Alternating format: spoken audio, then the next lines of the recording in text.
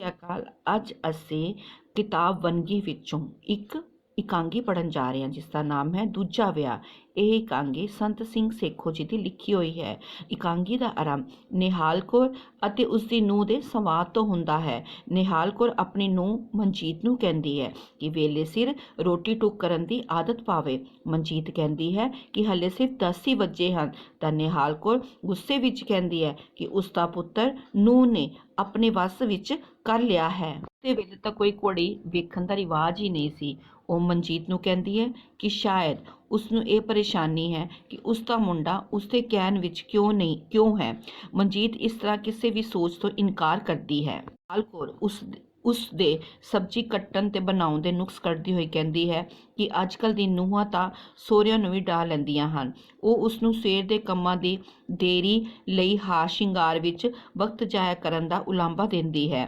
ਤਾਂ ਮਨਜੀਤ ਕਹਿੰਦੀ ਹੈ ਕਿ ਉਹ ਪੜ੍ਹਨ ਬੈਠ ਗਈ ਸੀ। ਨਿਹਾਲ ਕੌਰ ਉਸਦੀ ਗੁਆਂਢਣ ਨੂੰ ਬੁਰਾ ਕਹਿੰਦੀ ਹੈ। ਉਹ ਉਹਨਾਂ ਦੇ ਸੁਭਾਵਾਂ ਬਣਾਉਣ ਤੇ ਨਾਰਾਜ਼ ਹੈ ਅਤੇ ਕਹਿੰਦੀ ਹੈ ਕਿ ਮੀਟਿੰਗਾਂ ਵਿੱਚ ਅੱਧੀ ਰਾਤੀ ਰੁੱਝੀਆਂ ਰਹਿੰਦੀਆਂ ਹਨ। ਮਨਜੀਤ ਕੌਰ ਕਹਿੰਦੀ ਹੈ ਕਿ ਉਹ ਤਾਂ ਉਸ ਕੋਲੋਂ ਪੁੱਛ ਕੇ ਮੀਟਿੰਗ ਵਿੱਚ ਗਈ ਸੀ। ਨਿਹਾਲ ਕੌਰ ਨੂੰ ਲੱਗਦਾ ਹੈ ਕਿ ਮਨਜੀਤ ਇਹ ਸਭ ਕੁਝ ਉਸਦੇ ਮੁੰਡੇ ਦੇ ਲਾਇਕ ਬਣਨ ਲਈ ਕਰ ਰਹੀ ਹੈ।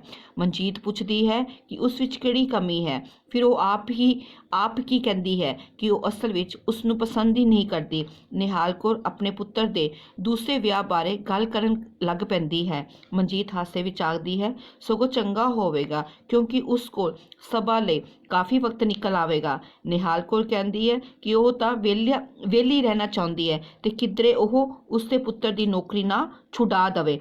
ਮਨਜੀਤ ਆਖਦੀ ਹੈ ਕਿ ਉਹ ਕਿਸੇ ਠਾਣੇਦਾਰ ਦੀ ਧੀ ਨੂੰ ਨੂੰਹ ਬਣਾਵੇ ਤਾਂ ਜੋ ਉਸਦੇ ਮੁੰਡੇ ਦੀ ਨੌਕਰੀ ਬਣੀ ਰਵੇ।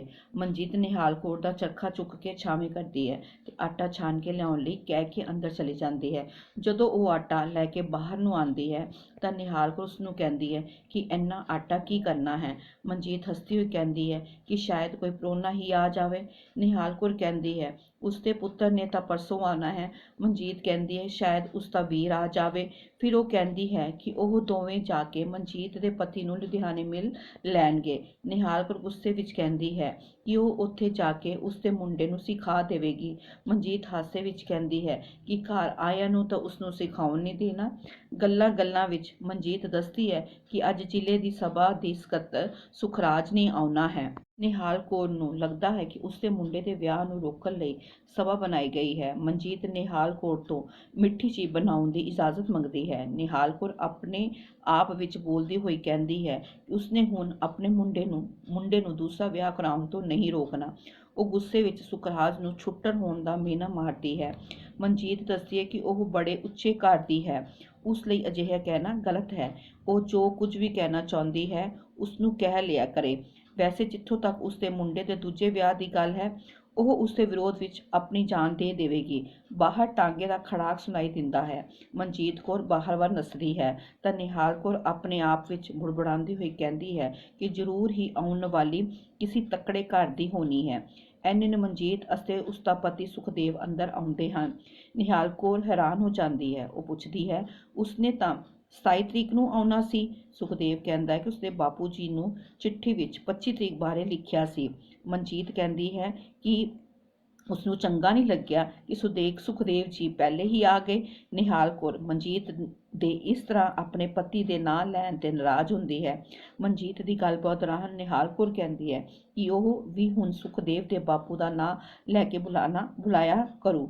ਮਨਜੀਤ ਦੇ ਚਿੱਤਰਨ ਤੋਂ ਨਿਹਾਲ ਕੌਰ ਕਹਿੰਦੀ ਹੈ ਕਿ ਉਹ ਕਿਧਰੇ ਦੂਜਾ ਵਿਆਹ ਕਰਾ ਲਓ।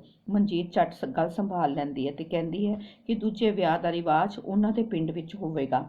ਮਨਜੀਤ ਸੁਖਦੇਵ ਨੂੰ ਦੱਸਦੀ ਹੈ ਕਿ ਉਸਦੇ ਮਾਤਾ ਜੀ ਨੇ ਉਸਦੇ ਦੂਜੇ ਵਿਆਹ ਦੀ ਤਿਆਰੀ ਕੀਤੀ ਹੋਈ ਹੈ। ਸੁਖਦੇਵ ਕਹਿੰਦਾ ਹੈ ਮਨਜੀਤ ਉਸ ਕੋਲ ਛਾਉਣੀ ਵਿੱਚ ਰਿਹਾ ਕਰੂ ਤੇ ਦੂਸਰੀ ਨੂੰ ਉਸਦੇ ਕੋਲ ਰਿਹਾ ਕਰੇਗੀ। ਸੁਖਦੇਵ ਗੱਲਬਾਤ ਕਰਦਿਆਂ ਨਹਾਉਣ ਚਲਾ ਜਾਂਦਾ ਹੈ। ਨਿਹਾਲ ਕਹਿੰਦੀ ਹੈ ਕਿ ਸ਼ਾਇਦ ਅੱਜ ਡਾਕੀਆ ਉਸਦੀ ਬੇਟੀ ਦੀ ਚਿੱਠੀ ਲੈ ਕੇ ਆਵੇ। ਫਿਰ ਉਹ ਚਟਨੀ ਬਣਾਉਣ ਲਈ ਪੁਦੀਨਾ ਲੈਣ ਲਈ ਕਹਿ ਕੇ ਬਾਹਰ ਚਲੀ ਜਾਂਦੀ ਹੈ। ਸੁਖਦੇਵ ਨਹਾ ਕੇ ਬਾਹਰ ਆਉਂਦਾ ਹੈ। ਗੱਲਬਾਤ ਕਰਦਿਆਂ ਉਹ ਮਨਜੀਤ ਨੂੰ ਕਹਿੰਦਾ ਹੈ ਕਿ ਉਸਦੀ ਮਾਂ ਨੂੰ ਸਾਰੀ ਉਮਰ ਹਰ ਨਿੱਕੀ ਗੱਲ ਤੇ ਦੂਸਰੇ ਵਿਆਹ ਦੀਆਂ ਧਮਕੀਆਂ ਮਿਲਦੀਆਂ ਰਹੀਆਂ ਹਨ। ਇਸ ਲਈ ਉਹ ਸਮਝਦੀ ਹੈ ਕਿ ਔਰਤ ਨੂੰ ਕਾਬੂ ਵਿੱਚ ਰੱਖਣ ਲਈ ਦੂਜੇ ਵਿਆਹ ਦੀ ਧਮਕੀ ਬਹੁਤ ਜ਼ਰੂਰੀ ਹੈ। ਉਸਦੇ ਪਿਤਾ ਨੇ ਵੀ ਦੂਸਰਾ ਵਿਆਹ ਕਰਵਾਇਆ ਸੀ। ਇਸ ਵੇਲੇ ਤਾਂ ਉਸਦੀ ਮਾਂ ਨੂੰ ਪੋਤਾ ਪੋਤੀ ਨਾ ਹੋਣ ਦਾ ਰੋਸ ਹੈ। ਇਸ ਤੋਂ ਬਾਅਦ ਸੁਖਦੇਵ ਰੋਟੀ ਖਾਣ ਲੱਗ ਪੈਂਦਾ ਹੈ। ਬਾਹਰ ਡਾਕੀ ਆਵਾਜ਼ ਦਿੰਦਾ ਹੈ ਕਿ ਮਨਜੀਤ ਚਿੱਠੀ ਲੈ ਕੇ ਆਉਂਦੀ ਹੈ ਤੇ ਦੱਸਦੀ ਹੈ ਕਿ ਭੈਣ ਜੀ ਦੀ ਚਿੱਠੀ ਆਈ ਹੈ। ਸੁਖਦੇਵ ਚਿੱਠੀ ਪੜ੍ਹ ਕੇ ਦੱਸਦਾ ਹੈ ਕਿ ਉਹ ਬਲਵੰਤ ਸਿੰਘ ਹੋਰ ਸ਼ਰਾਬ ਪੀਣ ਲੱਗ ਪਿਆ ਹੈ ਤੇ ਹਰ ਵਕਤ ਦੂਜੇ ਵਿਆਹ ਦਾ ਡਰਾਵਾ ਦਿੰਦਾ ਰਹਿੰਦਾ ਹੈ। ਨਿਹਾਲ ਕੌਰ ਝੱਟ ਪਰੇਸ਼ਾਨ ਹੋ ਜਾਂਦੀ ਹੈ।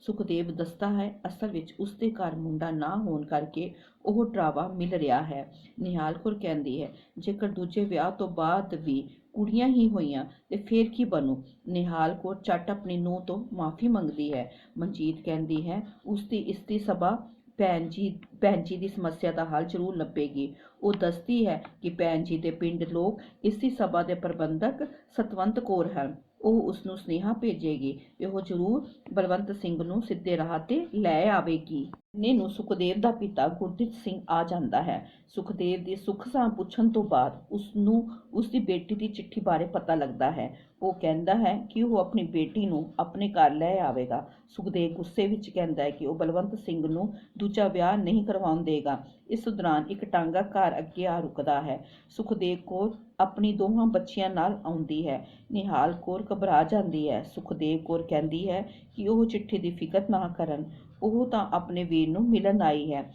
ਉਹ ਦੱਸਦੀ ਹੈ ਕਿ ਇਹ ਚਿੱਠੀ ਵਿੱਚ ਦੂਸਰੇ ਵਿਆਹ ਦੀ ਗੱਲ ਉਸਨੇ ਨਹੀਂ ਲਿਖੀ, ਸਗੋਂ ਬਲਵੰਤ ਸਿੰਘ ਨੇ ਆਪ ਹੀ ਲਿਖ ਦਿੱਤੀ ਹੈ। ਸੁਖਦੇਵ ਕਹਿੰਦਾ ਹੈ ਕਿ ਇਸ ਸਭ ਕੁਝ ਨਾਲ ਮਾਂ ਜੀ ਨੂੰ ਸਿੱਖਿਆ ਜ਼ਰੂਰ ਮਿਲ ਜਾਵੇਗੀ। ਧੰਨਵਾਦ।